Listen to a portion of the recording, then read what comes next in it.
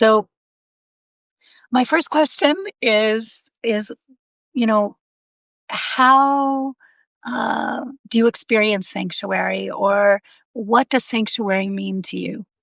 Mm. Uh, I love you asked that. I had this thought. I was rolling around on myofascial release tools this morning with my coffee and my dog, and I was thinking about our conversation today. And I'm a journaler. I journal a lot. I like to write things down. I like to be curious about the world around me, and so I had this same thought: what is sanctuary? Mm. And You know, I have my own response to it. I know everybody probably does, kind of initial response, but I always like to go back to sort of basics and what is the definition. And so when I looked up the definition, it was just, someplace that feels safe, a sanctuary, Mm. somewhere that we all feel safe. And that can look many different ways. That could be a pet sanctuary for the pets, right? It could be a sanctuary for people who are fleeing something terrible in their country. It could be a sanctuary Mm. from your children when you're by yourself for a minute. It can be lots of things and lots of different scale for that. But I think ultimately, I believe that it is that place of feeling safe in being ourselves. How do we be ourselves and still feel safe in that? Mm. I love that. How to be ourselves and feel safe in that. And, that's one of the things that has been um, just so beautiful about being involved in your work and coming to your studio is, it feels that way to me. And to a lot of people, male, female, non binary, like, I haven't seen anyone who hasn't really flourished in your courses. And it's really beautiful. Thank you. That's good. That's important. Yes, it's the most important thing, right? It really, really Mm-hmm. is. And so I wanted to ask you a question about what have been your sanctuaries. But also, how has dance been a sanctuary for you? Or how did you find dance? Or how did it find you? Mm-hmm. Um, so dance came very early in my life. Uh, it was a place that, honestly, I most dancers are this way, which is very funny that we're kind of klutzes out in the real world. Um, there's like this whole world that's like full of stuff and people and furniture and you know Furniture. Yeah. corners, walls, and so my mother actually at a very young age she was like, I think there's something wrong with her. My gosh. Just such a klutz. She just runs into everything, not like necessarily when it came to something athletic. Like I was easy taken to things like soccer and gymnastics or whatever was sort of put in front of me, games at PE, things like that. But if I was a regular life person, it was just like boing, boing, boing, boing. I was like a ping pong. So they put me in some dance classes, and that was my first experience. And I remember just being, I was probably only 4 or 5. I was Mm. first. And I had this teacher named John Raymond, and he was hysterical. And he was put on this old jazz music, and we would put on like sometimes cat ears, and we would Oh just my God, I love that. dance down and tap. It was fun and silly, and it just brought joy into my life. And I had a somewhat not icky childhood, but just not stable, like moving, really lots of different characters involved. And so dance to me became this place where I knew what to expect. I knew that it would be there for me. It was the stability. It was, I could always come inside myself. I could always dive there. I could always be myself and be safe. Oh. Dance always brought that to me. And I joke that for, most of my life, I was sort of married to dance. And not that I'm away from that now, but clearly I'm married to an actual human as well. So, Yeah, um, it happens. yeah, it does, although I'm not sure I thought it ever would, but, Yeah. because I really love dance and it brings me so much joy. It brings me so much joy to watch, to teach, to experience together, to be, listening to music and dance, to not in a necessarily formal way, but just, dance just I mean, there's so many studies on how it just changes the neural pathways in your mind about, like, Mm, joy, just joy, just the quickest way to find joy. mm. That's so interesting, Amy, because, one of the things that Brené Brown says is she says one of the most vulnerable, things that we can do is be joyful and express joy. And so, dance is like a gateway to that vulnerability and that experience. Mhm. Ah, True. interesting. Yeah. It is very vulnerable. I think when once I was older and I decided I was gonna really, like, dive into dance, it was a scary I mean, there's a scary step in it because then it becomes you realize that it's not just for you, now it's often presentational. Oh, interesting. Yeah. Little scary because it's what if they don't like it? What if they don't like me? What if I'm not good enough? All the regular things that we have in our Yeah.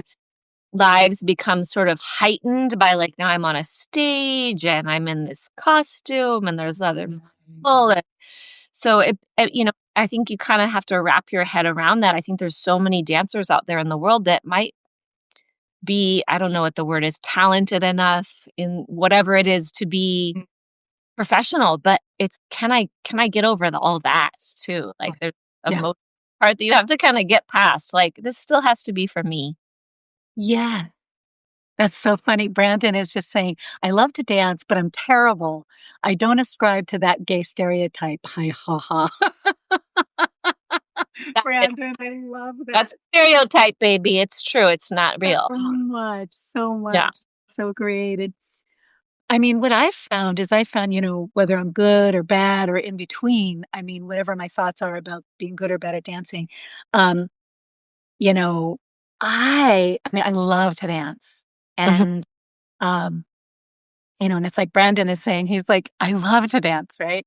Uh, mhm, and, and it's just like, it doesn't matter. It's like, I just love to do it. And I also, in my culture, I am multicultural and multi-ethnic, but, um, in the Mayan culture, we actually dance up pyramids. Like there's a snake dance that we do up the pyramids, and in my Lakota culture, we have something called a sun dance, and I've had the privilege to travel and globally and to see the dancing in Bali and to experience the dances in Mexico and to experience the dances in Africa and Mozambique and it's everywhere, Amy. everywhere. It's It's actually way more than in America. I mean, it's different, there's rituals around it, there's this sacred, ness around it, there's yeah, it's something beautiful, beautiful to watch. I love to be at the dances because and the way they kinda pass them down generation to yeah, generation. Everybody in a Latin American country knows how to dance. It's sort of like, y I know how to walk. So, yeah. it's a requirement sort of being, of growing up. So, yeah, I love that. I love that you've seen so many different styles of dance. I That's know I'm so lucky. I'm so fortunate. And, something you said that's really interesting is that, you know, It's it's something and it's something that I've noticed, like, in children, like babies, like, they always dance. Like, they hear music, and, like, my two-year-old nieces and nephews, my little Tokojas, like, all of them, they all, and they'll dance, and they'll move their little bodies, and they really oh, just, yeah. they all babies dance. Yeah. I think, as a question I have for you is, I wonder when do you think people lose that ability? When they get worried that someone's watching and they'll judge it.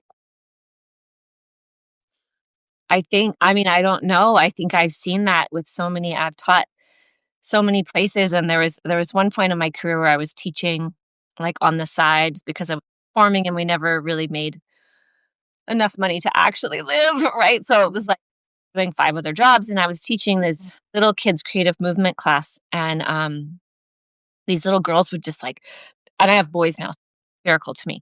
These little girls would just, there'd be, like, on me. There'd be, like, 7 of them, like, on me, little Oh my god. lo all over me, and, "Miss Amy, Miss Amy." Amy," and they just wanted to move, and they wanted to be princess, and they wanted to be frogs, and then they wanted to, like, dancing frogs with 4 feet that were crazy. I mean, so creative and so fun and so uninhibited, and beautiful. And then somewhere, I don't know the age range, it's probably starts 9, 10-ish, somewhere where they start looking around and going, "Do I look dumb?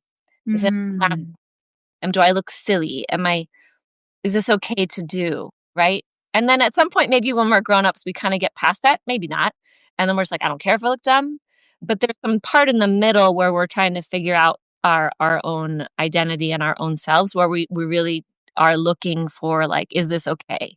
And I see that in my adult class that I teach. I used to teach every week, a Thursday night class that I called it hip hop, but it was sort of like, I don't know, it's just movement, it's kinda jazz, funk, whatever it is. And we would do a little warm up and a little stretch, and then we would do this this thing that I would call dance walking. Oh. So it was like if you just are at Trader Joe's and you hear the best song ever, and you're like, "Oh my god, I wish I could just dance right now, but I'm in Trader Joe's, so that's probably weird. Might get offended."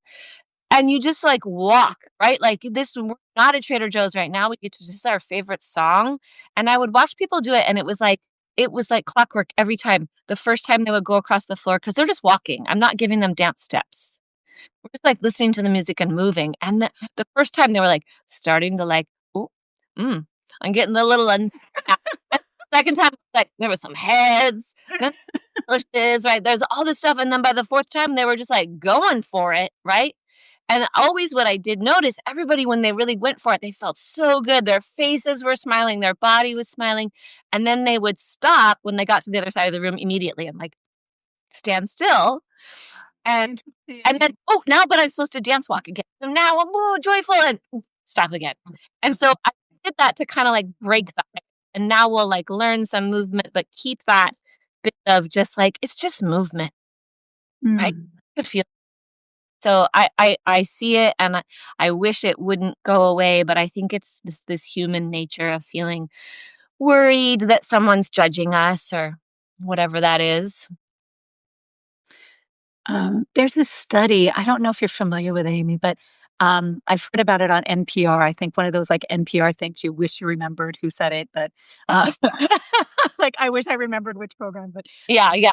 you know, I'll do my best here to do it justice, but where they asked, children in kindergarten, like, "Who's an artist? Who's an artist in the room?" And every hand, like, shoots up in the entire classroom, right? Like, they're like, "I'm an artist, I'm an artist." And then by 3rd grade, they go in and they ask the same question, like, maybe 3 hands will go up, you Mhm. know?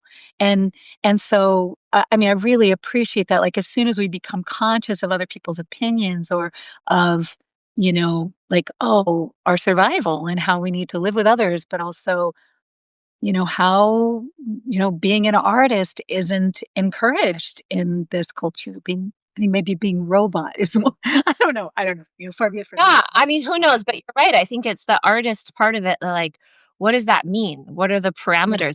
Artist, does that mean I make my living? Does that mean I am being paid enough that I can have a living wage from doing whatever artwork it is? I mean, I don't know what the standard is for what is being an artist.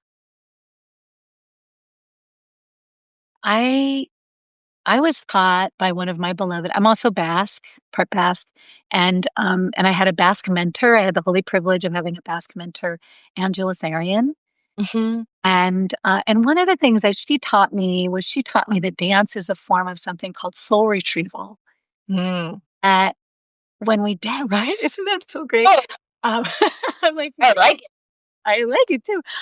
And that what happens is like we get separated away from ourselves. And that dance is one of the ways that our soul and our bodies can come back together and can accompany one another.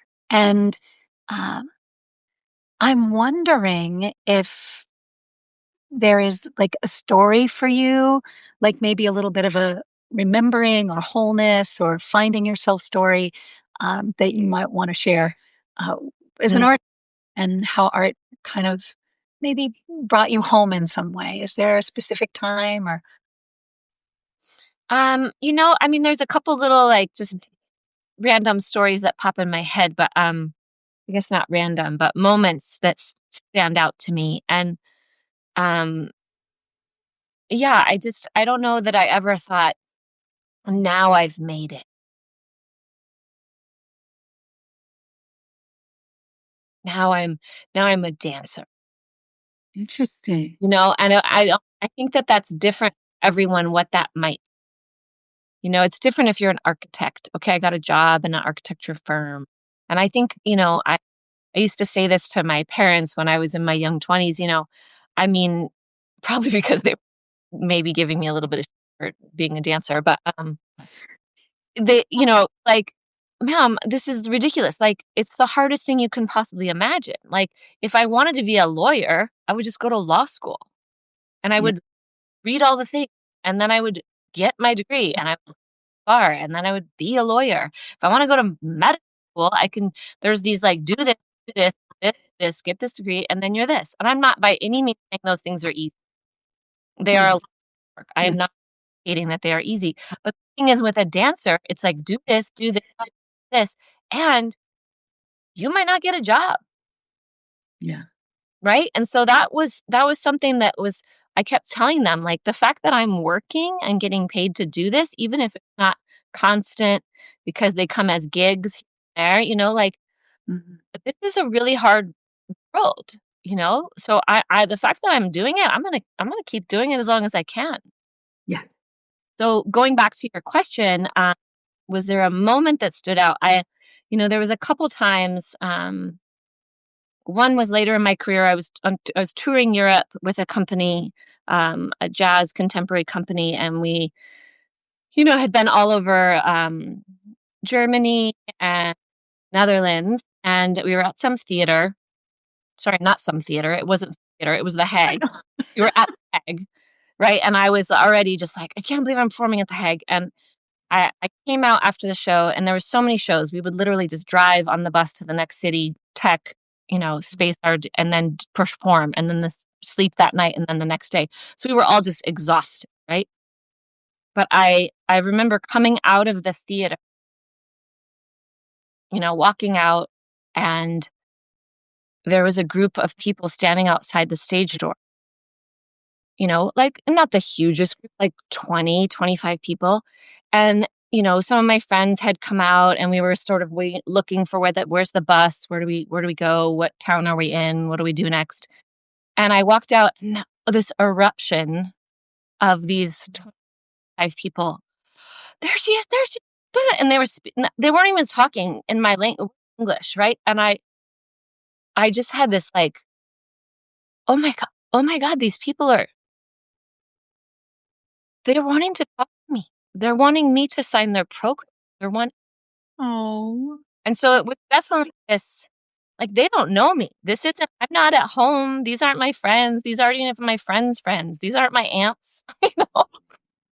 So it really felt amazing to me, like, somehow I touched them with what I was able to do on the stage through dance, so much that they stood backstage and wanted me to sign their program, and that was, like, beyond me, beyond me. So I always make sure when I go to a show and I love someone, I go to that stage door so they can Oh, know that Amy, oh my gosh, I that's so you moving. have to know it, you know? It was a beautiful moment. Yeah, for sure. Mhm. Oh my gosh, I have to now I'm crying. Now I'm It's fine. Let's I get it I together, Char. Let's get it together. I'm like, "C'est la vie." Oh, well, to mascara. Yeah. Okay, so wait, So I have to tell you another story that's really short though. Can I do that? Do we have time? yes. Oh, yeah, we have plenty of time. Yeah, we still have So some, there was yeah. another time that I was dancing in Chicago. I was training there. I was trying desperately to get into this company. I was like constantly trying to get the attention of this artistic director, like constantly. And I was young, maybe 21, 22, something like that. And there was a substitute for our jazz class that afternoon, and he came up to me. There was a lot of teachers who knew me really well because I was on scholarship at this particular dance studio. I was training there, so we were just like constantly dancing. And but I think I was in this section of my life where I was desperately trying to prove myself to someone because I wanted a job.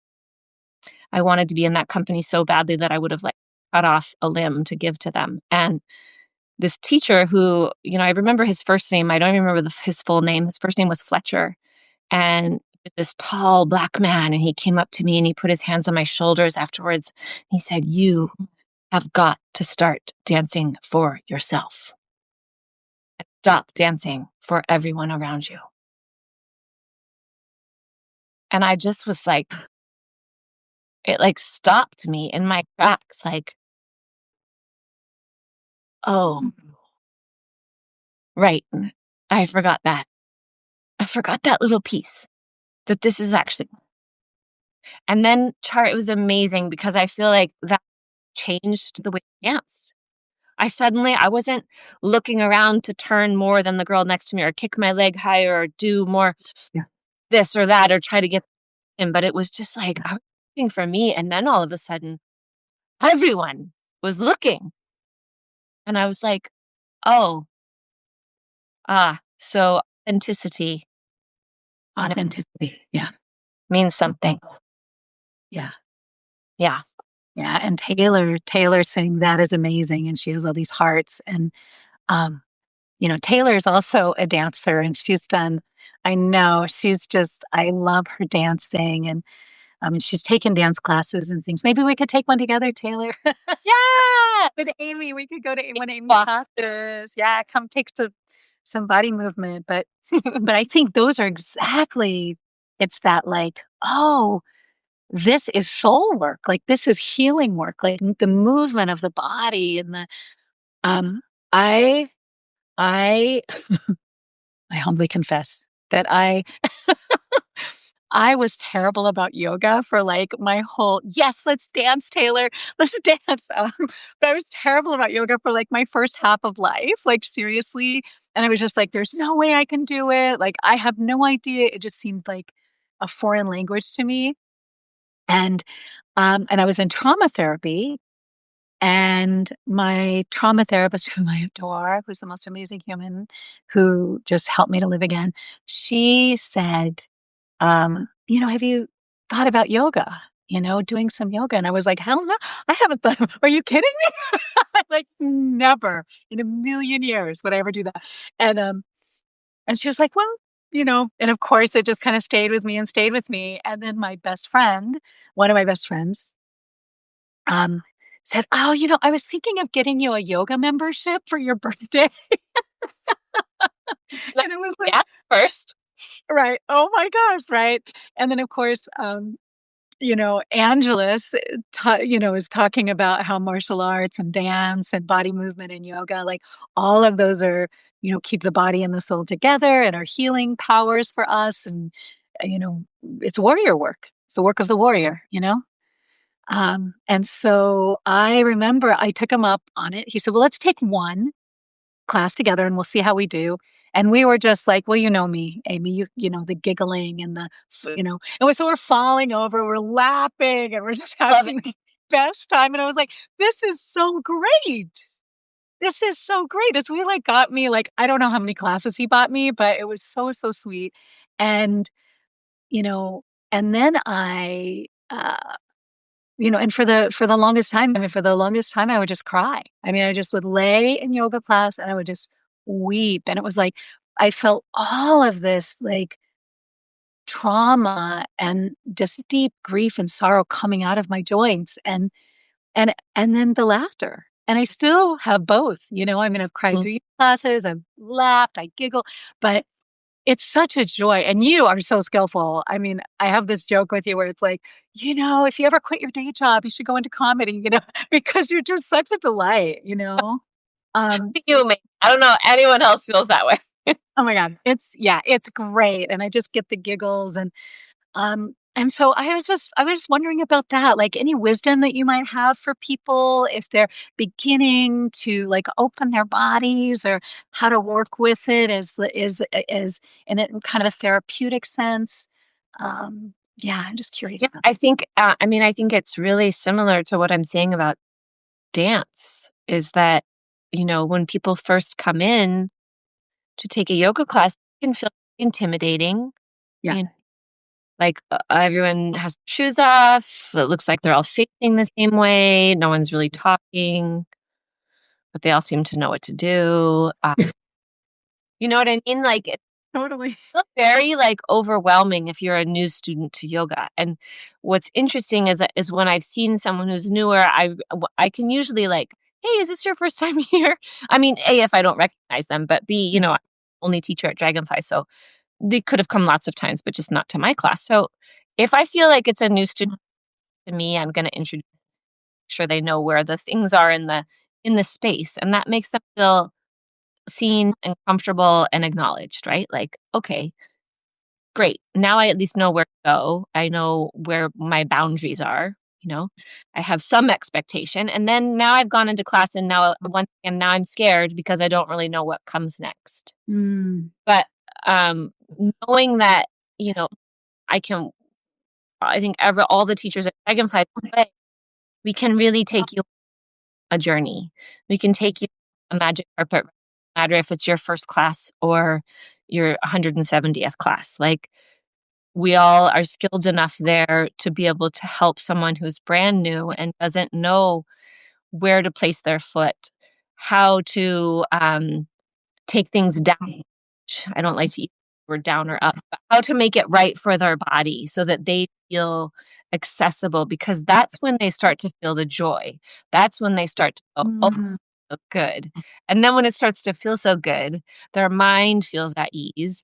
And then things like giggling or crying or just the authenticity comes back to them, that retrieval of their soul, like, this reset. Like, I got an hour here to just, like, let go of all the shit and just be here, and now nothing's, like, better. My problems aren't gone. They're not changed, but I know that I have a connection with myself and I feel better physically. And when I feel better physically, I feel better mentally. And then how I approach the world is just different, right? After you've been to class and people have that yoga high where they're like, well, I got my mat Oh, and yeah. look where I am. And you're like, because we're just like, we're not so worried about all the extra shit that we just don't really need that's floating around in our little monkey minds. Mm. We're all subject to it, myself included. I'll spiral a story like nobody. And then I'm like, okay, wait a minute. Let's just calm down here and let's take a breath. And that is really what our practice is. And that's what I think is so beautiful about offering new people to yoga, because you can see it when they're like, oh, now I'm hooked. Yeah. This feels Oh good. my god, it's happened for me so fast. I was, like, so surprised. Yeah. I love it. Well, that's because you're such an open person. You're so curious and open to the world, right? You're not somebody who's like, I don't know about that. I mean, even if you say you were like not into yoga, you Yeah. still were still open to it. So, you know. Yeah. Yeah. Um, do you have more time? I wanted to ask you a couple more things. Yes. Great, But okay. I just wanna be respectful, and I'm so grateful you're willing to do this. Thank you. I think this is just wonderful for at least for me, and I think for many others in the chat. Um, so I wanted to ask about mentoring and, like, being a mentee, but also I wanted to ask about your experience with your mentor and I think that as artists and teachers and healers and warriors and visionaries, we have mentors, and so I'm just curious about your experience with that and how that was with you working with Donald McHale and yeah, and also as a mentee and as a mentor yourself, because I know you mentor. I've met some of your mentees and seen some of the beautiful work that you do together. So I'm just curious about mentoring and being a mentee. yeah, And that's another word, right? I now I want to look it up. you're like, okay, Sundust. Yeah. Um, so yes, Donald McHale, for those of you that don't know, is this legendary modern dance choreographer and teacher. He was the first, African American male to be in Martha Graham Dance Company, um, which was a huge dance company back in the day. If you've ever taken modern dance courses, there's like chapters and chapters and books about this topic. And he's a part of it. He has his own chapter in there, because he was a very young man when he just sort of saw, um, he actually went to a Martha Graham show and just was just mesmerized. And he's this man of huge physical stature, but of presence and of just, I'm sure even when he was young, he was this way. He's just very sure of himself. He's very sure of himself and not in a cocky way, just like, this is who I am. Mm. And so he just said to himself after watching this concert, I want to do that. I want to be up there. And this, for someone to say that, is one thing, but to also to be African American at that time in the world and say, I want to do that, that's Yeah. why different. And the fact that he didn't even see any barrier. He was like, but I'm going to, and he did, right? So that's who he is. And then he came into my world because I went to the University of California, Irvine to get my master in fine arts, with a dance and choreography emphasis. And he was there. And usually how it goes for him, he at this point was later in his life, he always had a TA, a Mm. teaching assistant. And the program was a 2-year program. And usually he chose a TA who was a second year grad student because he'd had a chance to kind of meet them and know them and like, what are they like and will they work well with me and that kind of thing. And I didn't even know that this was like a possibility. Apparently, I should have pulled my head up and looked around more. But all my peers knew, like, oh, everyone wants to get that TA ship, and I was just like blissfully ignorant. And I'm excited to be here. I was just like, I'm just gonna dance. And so I there was a person that was assigned to him as his TA when I was a first year grad, and I went into class and it was this young man, and I really wanted to be everywhere Donald was, I wanted to be. I just thought he was amazing. Like, if I only get 2 years with this person, I wanna be around them as much as possible. Mm. So I came up to him and I said, "Hey, I know you have this TA and you have these rehearsals with these undergraduates." For he had an undergraduate performing ensemble, and I said, "Can I come to the rehearsals?" And he was like, "Why?" And I was like, Um, because I want to, because I just think it would be really interesting to watch rehearsal. I don't need to do it, or honestly, you could tell me no. Like, I really want to. That's why. And he was like, "Absolutely, absolutely." And so I was there for a couple weeks, and then I asked him if it was okay if I learned some of the material, not to teach to anyone else. And he was always like, "Oh, fine, Miss Amy, that's fine. You can always, that's fine." And I was like, "Great." So I was there, like, I was like learning everything, and I was just like, and it turned out he just really was not pleased with the graduate student that he had chosen for his PA. And so there was a day where I got called out of my ballet class and they said, "You have to come to the office. Donald wants to speak to you." And I was like, "Oh my God, I don't know what I've done, but I'm Oh. getting kicked out of grad school. What have I done?" And so I went into the office just like, I don't know what am I going to do? I don't even know what I've done. Should tell you something about me. Like, why is that suddenly my first go to? Right.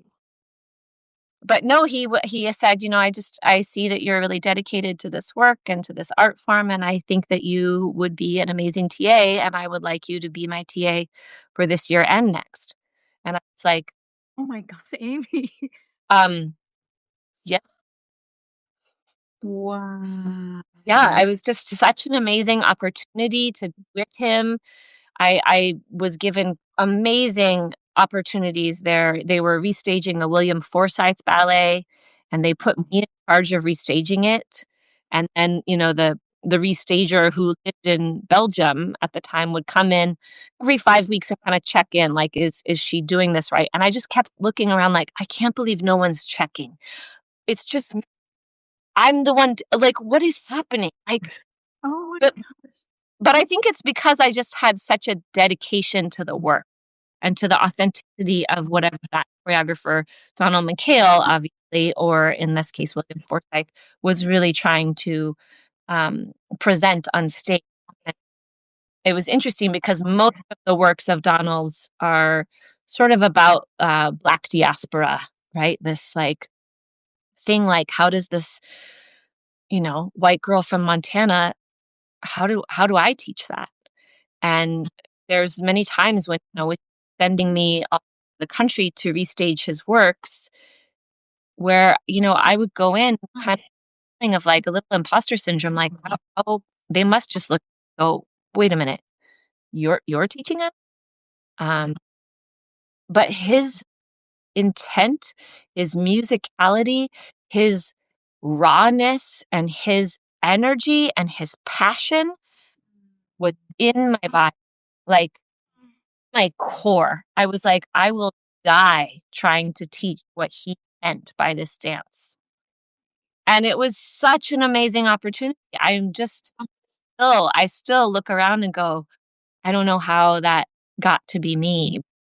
Thankful for it. I'm so, so thankful. He's just his belief in me, honestly, I feel like has shaped who I am today at Dragonfly, the way I hold myself as a parent, the way I am in the world. He's always just had such a belief in what I'm capable of. And to have someone like of his stature have that sort of vision about you is it's an unbelievable effect that it has. Yeah. Yeah. That is that is the soul work. This is a soul work for sure. Absolutely, for sure. And he saw you, Yeah. right? He saw your soul. He saw your gift. And, Yeah.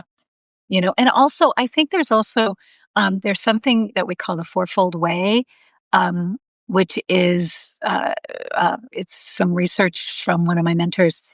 And it's, one of the first precepts is to show up and choose to be present. Mhm. And you always said, 85% of success is showing up. And you fucking showed up. Yeah. But what's interesting, like Fletcher taught me, I wasn't there to get a job. I wasn't there to dance people out. I wasn't there for that. I was there because I just wanted to be there. I was like, Yeah. he even knew that. He even knew that, felt that, and was like, this person is really committed. Yeah. And no, I wasn't even really thinking about it. I was like, what do you mean why? Just why not? Hello, it's you. Yes. Good morning. I want to see how it is your hello. Yeah. So Yeah. Mhm. he's hysterical. He's the best thing ever. He actually officiated my wedding, and when I asked him if he would officiate my wedding, we were in the hallway going back to his office, and I said, "Hey, I was wondering if you would just go online and maybe become an ordained minister, so that you could uh, officiate my wedding." And he was just like, "What did you just say to me?" Oh my God. I was like, I can send you a link. It's really pretty Oh easy." my God, I Amy. realized probably not even your spirituality. He was like, "Are you kidding me? I want to do that. I want to become an ordained minister." Yes. He actually said to me, something about why do you always I can't remember, gosh, what was it? Continually surprise me and impress me. And I was just like, Oh, Amy. what? Are you talking to me? Because it's the other way around, actually. But Oh my God. yeah. Well, it's interesting that you say that because one of the other, the fourfold way, it's to show up and choose to be present, to do what has deep heart and meaning. Yeah. Right. And he saw that what you were doing had deep heart and meaning for you. And from the other, substitute teacher that you had coming and saying, oh, dance for yourself, like dance for, and like he knew that. The other two are to be open to the outcome and not attached to the outcome, which it Mm, also sounds like, you were like open to the outcome and not attached to the outcome. And the other is to speak the truth without blame or judgment. mm. And so, yeah, so it sounds like you had all four of those going for you. Yeah. Yeah. Yeah. Oh. Absolutely. Yeah. But sometimes those moments can just happen if, like you said, if you're open to them.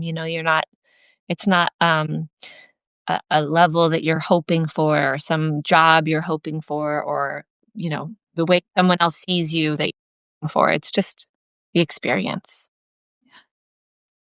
I wanted to say hello to Margaret too. Hi, Margaret. I'm grateful you're here. Makes my heart happy. And the other thing that I wanted to ask is, well, one of the things that my mentor taught me is she said that Angela Sarian said that um, there are two things. We come here for two reasons: to love and to learn about love, and to learn to give and receive love, and to create. Mhm, Uh, and so my curiosity is, what are you creating now? And what do you want to be creating? mhm. Um, I mean, honestly, yeah, I have 2 boys who are 17 and 18. Sorry, 16 and 18. I keep thinking he's older than he is because he acts like but, yeah, that's a huge part of what I'm creating. I know that that sounds maybe corny, but, um, Oh, yeah. Children are the greatest creations of all the creations. wow, They are really, that's a creation. really, it's crazy, I'm adopted, and so the first time I someone that looked like me, like Oh, Amy. yours, I was 34 years old, and I was holding a person, and I just was like, "Oh, oh my." Yeah. And now this 6'4", and he's applying to college, you know, he's downstairs right now. Um, yeah, it's Wow. something that I'm in constant creation of as a parent, constantly. My husband and I refer to it like there's a path, not that we decide the path, but you do, and the path can take turns and U-turns and do some donuts and whatever, but, you know, you don't wanna let let them get far off the path, and I think that's my as a parent, like, when I see something starting to go a little sideways, I'm like, "Well, let's talk about that." And when they were younger, it was, we're not gonna run into the street, and now when they're older, it looks different, it sounds different, but it's more around talking about things and, what are the circumstances, what are the repercussions, and so I'm definitely creating that, and I think in Dragonfly, I think it's become this incredible thing. I can't believe it's only been 3 years that it's a sanctuary. It It's a is a sanctuary. for, so many community members to come and breathe and connect and feel sacred space, and, you know, we come alone and together at the same time, and this the experience that we have there is something that we can take out into the world, and how we act in the world, it's just ripples, right? It's constant ripples of, like, if I was a little bit calmer that day, how did I deal with the person at the store? How did I talk to my child? How did I interact with my spouse? Or, whatever it is. So it feels pretty amazing. There's days that it feels daunting, really, too. Feel like, how can I possibly still be doing this work and have investment in it without feeling um recycled or not new, or but I think that just, remember that I'm showing up authentically. I'm showing Yeah. up authentically, and if that's not enough, that's okay. There's business things out there that tell me you should do this and send these follow-up emails and blah blah blah, but I'm like, "Nah, No. I don't know. If they don't wanna come back, I'm not gonna go chase them." Yeah. No. No. And it's service, right? Like Yeah. that is the service. Like people will know if it's right for them or not, right? Yeah. Like Yeah. if they will know.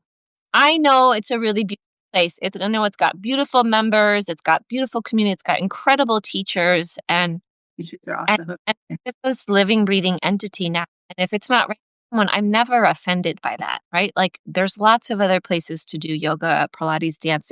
If you find joy somewhere, wonderful. Who am I to say that that's not right? Yeah. There's just a couple more things. There's this quote that I found from Gabriella Roth, and I love her work. I don't know if you're Mm. familiar with her work. But she created the five rhythms. But she says, the more you dance, the more you sweat. The more you sweat, the more you pray. The more you pray, the closer you come to ecstasy. And when I think of that Gabriella Roth quote, I also think of like how we connect with the divine is in these ways, in these sanctuaries like what you've created. Uh, and so, are there any parting words before we close our conversation about, how do you feel someone could find sanctuary, and also how to find you? Oh gosh. Well, sanctuary, like like a sense of belonging, Mhm. is something that other people can't do. You give to yourself, Yeah. that you already have a sense of belonging in your own skin, in this Mhm. world. I deserve to be here. I, Yeah. you know, keeping that always as how the world, I think, is pretty important.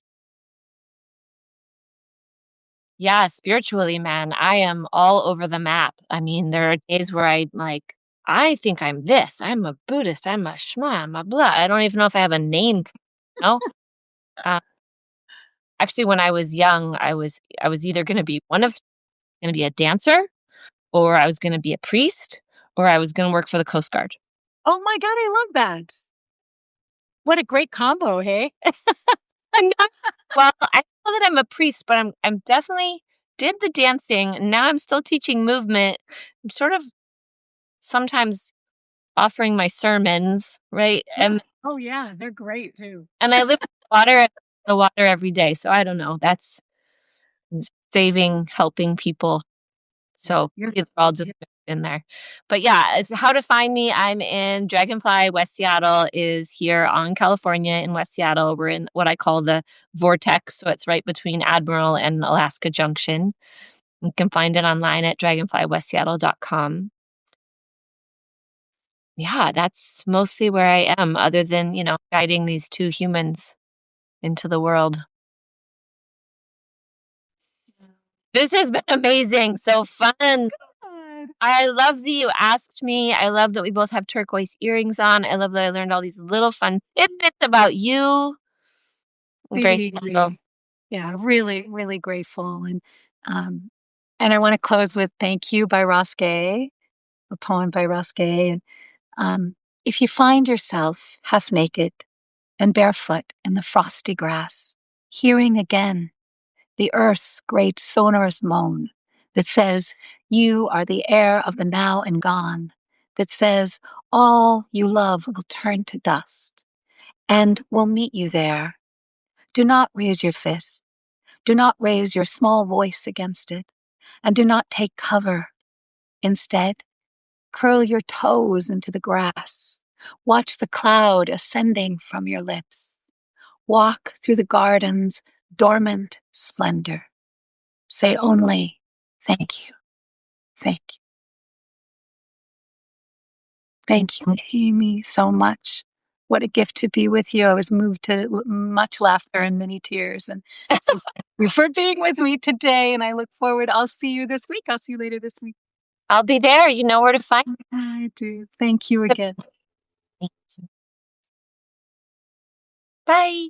Bye bye. Aw.